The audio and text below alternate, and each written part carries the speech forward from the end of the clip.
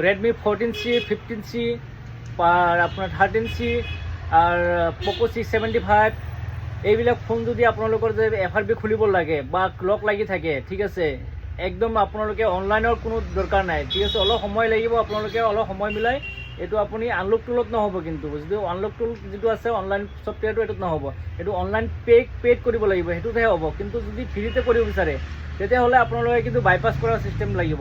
আৰু মোৰ বাইপাছৰ ইউটিউবত মোৰ ভিডিঅ' এটা দিয়া আছে যে বাইপাছ কেনেকৈ কৰিব লাগে। আপোনাৰ 675 বা M7 দিয়া আছে, ছেম প্ৰচেছত আপোনাৰ বাইপাছ কৰিব পাৰি, ঠিক আছে, ছেম প্ৰচেছত বাইপাছ কৰিব পাৰি।